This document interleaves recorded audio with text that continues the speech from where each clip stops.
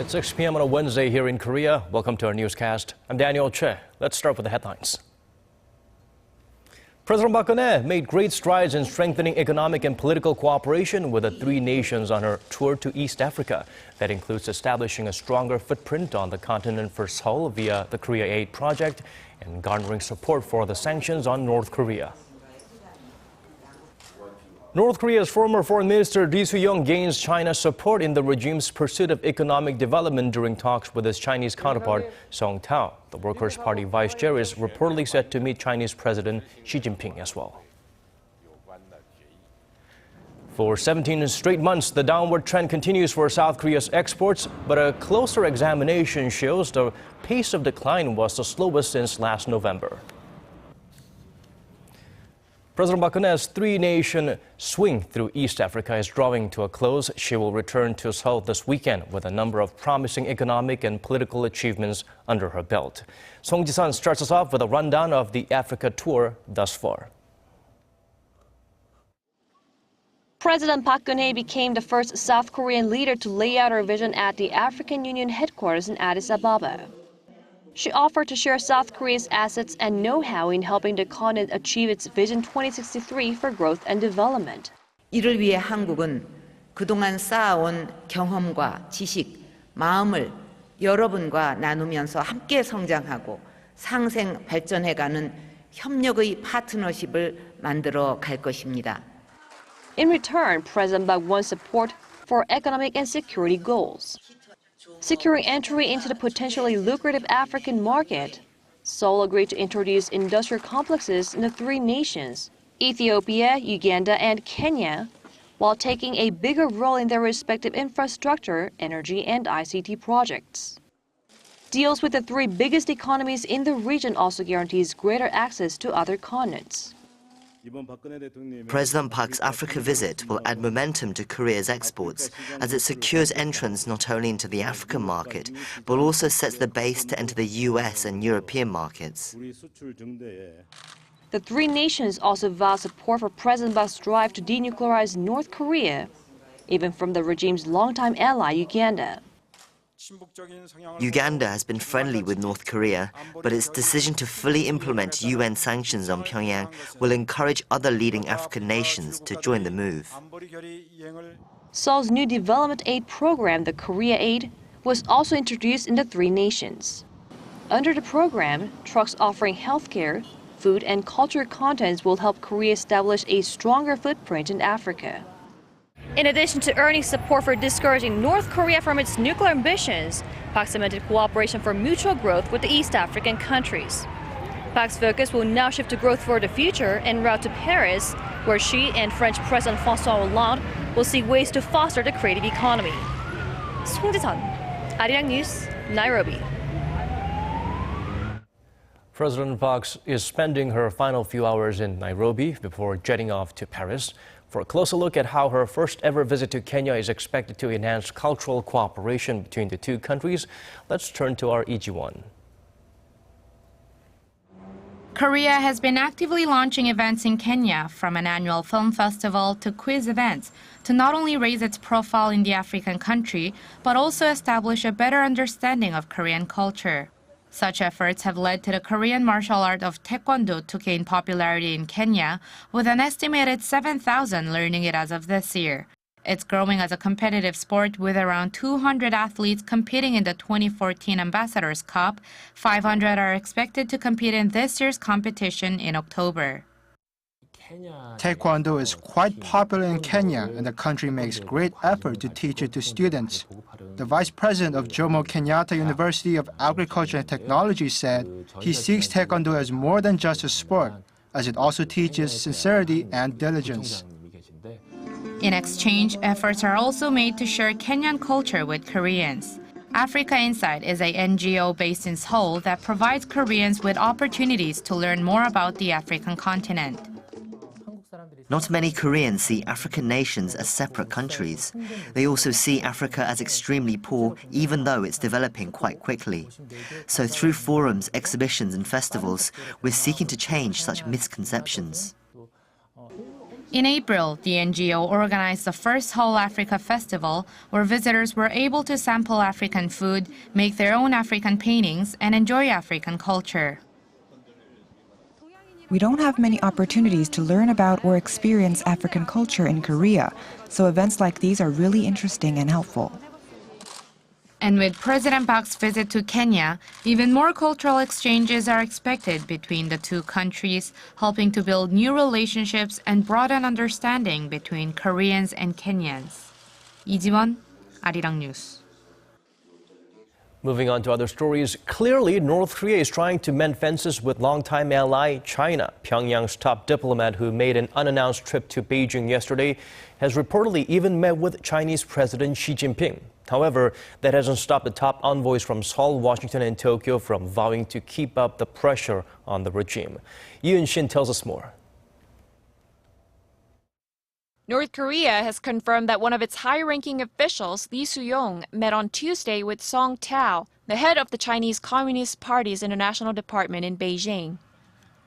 The North Korean Central News Agency said Wednesday that Ri, the regime's former foreign minister and the current vice chairman of the Workers' Party, emphasized the importance of the Pyongyang policy of pursuing nuclear weapons in parallel with economic development. The agency said the Chinese official expressed support for the North's pursuit of development under the leadership of Kim Jong-un, and said he hoped North Korea could achieve the goals it announced during the recent Workers' Party Congress in Pyongyang. Ri Soo-yong's visit to China is the first by a senior North Korean official since the regime conducted its fourth nuclear test in early January. It's thought Pyongyang is seeking to mend ties with China as bilateral relations have soured following Beijing's decision to fully implement the latest UN sanctions on the North. Ri has met with Chinese President Xi Jinping on Wednesday, the second day of his three-day stay in China. Ri's trip to Beijing came up during talks in Japan on the same day between the chief nuclear envoys of Seoul, Washington, and Tokyo. Seoul's envoy Kim Hong-gyun, the special representative for Korean Peninsula Peace and Security Affairs, told reporters he and his counterparts had agreed to discuss the matter further once Ri's trip is over. Kim also said the envoys agreed to continue pressuring North Korea to give up on its nuclear weapons program. He stressed the importance of collective pressure from the international community on the North, and said the three countries will join forces to strengthen implementation of the UN sanctions on the regime. Yoon Shin, Arirang News. And there are also signs North Korea may be attempting to reprocess spent nuclear fuel to make plutonium for nuclear bombs. Citing satellite images taken in late May, 38 North says there were container tanks in front of the country's main reprocessing plant in Yongbyon and smoke coming out of a coal-fired plant. The U.S.-based North Korea monitoring website added there were 2 railroad flat cars next to the plant which could have been carrying chemicals needed for reprocessing. The reactor is thought to be capable of producing approximately 6 kilograms of plutonium each year, enough to develop 2 nuclear bombs. The Yongbyon reactor produced plutonium for North Korea's first 3 nuke tests in 2006, 2009, and 2013. Coming back to South Korea, it's only the second day of the new assembly members punching in for work. Already, political parties are locking horns over who should take the parliament's main posts. Park Ji-won has more on this tug-of-war. The ruling Saenuri Party, which lost its parliamentary majority in April's general election to the now largest political party, the Minju Party of Korea, said on Wednesday that it aims to take again the Assembly Speaker position. According to a long-standing parliamentary custom, the Assembly Speaker post has been taken not by the largest party of the Assembly, but by the ruling party. Thus, we need to hold more discussions on this matter. The ruling Conservative Party also stated that it will not accept former Saenuri Party members just to regain its previous parliamentary majority. The party's floor leader Chung said the party will consider accepting former members only after the assignments of key parliamentary posts end. The main opposition Minju Party of Korea, meanwhile, expressed discontent about the ruling party's changed view on the Assembly Speaker post. The Saenuri Party has changed its stance, arguing now that they should take the Assembly Speaker post. Although we can openly talk about anything on the negotiation table, a party's sudden change of mind hinders smooth progress of negotiations. The Namyangju Party argues that the Assembly Speaker post and the Judiciary Committee chair should be taken by the opposition front. The Liberal Party even suggested a general vote with all lawmakers if negotiations fail. The minor opposition People's Party also supports the Namyangju Party's stance, vowing to keep legal deadlines by all means. If the 20th National Assembly cannot get started on time, members of the People's Party will not accept salaries until assigning all key positions is done, since nobody in the country is supposed to get remuneration without doing any work. The National Assembly Act stipulates that the Assembly Speaker should be selected by June 7th, while the chairpersons of standing committees should be elected by June 9th. The three parties have reportedly vowed to aim for better communication and cooperation in the 20th National Assembly. So now all eyes will be on whether they can complete their first task of assigning the key posts within the legal deadlines. Park Ji-won, Arirang News. More upsetting news on the trade front rolling in, with Korea's exports on a downward spiral for the longest period ever. However, the pace of decline in May slowed to its lowest level so far this year. Kim Min-ji points out some of the positive points.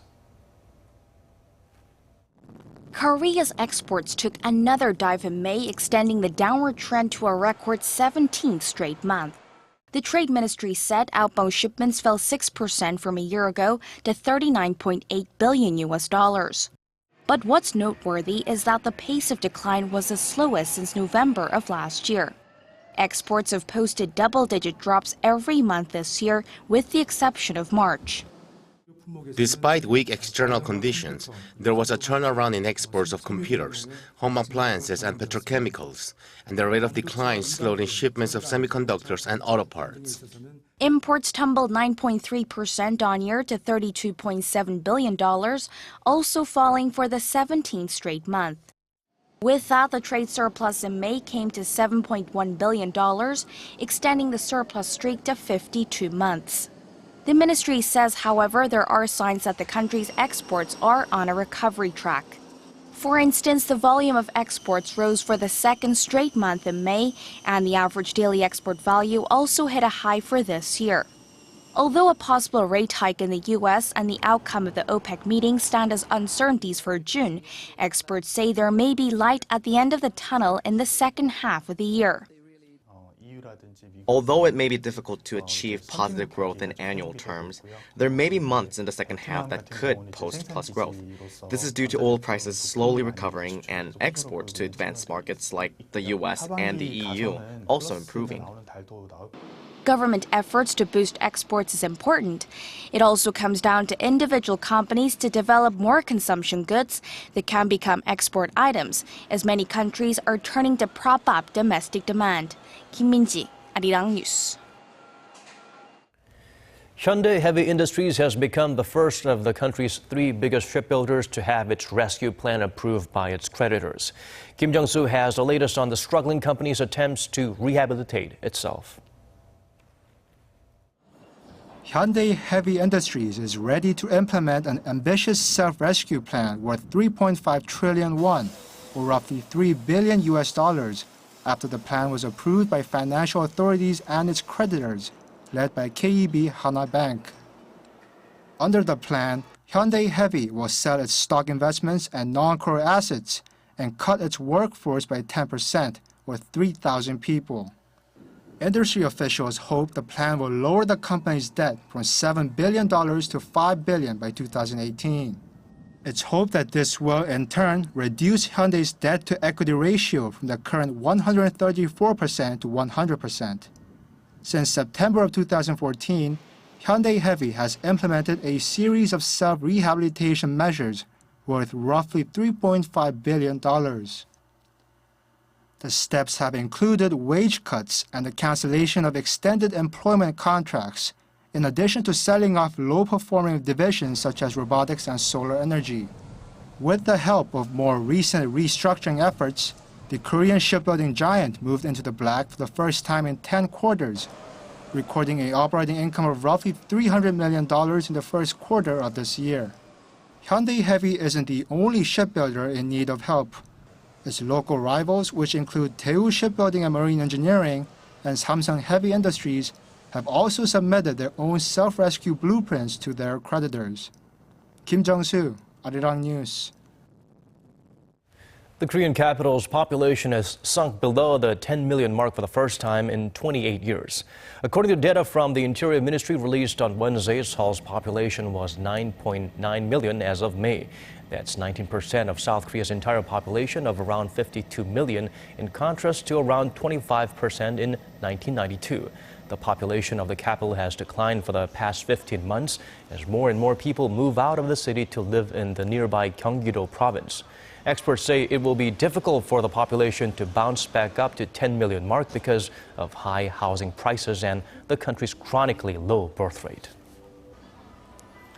A subway construction site in Gyeonggi-do province collapsed this morning, killing 4 workers and injuring at least 10 others.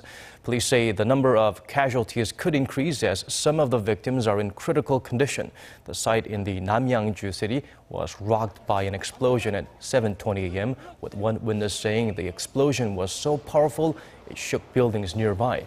17 workers were doing welding on the site when the blast occurred. Those buried under the debris were rescued and immediately transported to nearby hospitals for treatment. Police believe an oxygen cylinder at the site exploded, but an investigation into the exact cause is still underway. And that concludes this hour's newscast. As always, thank you for watching.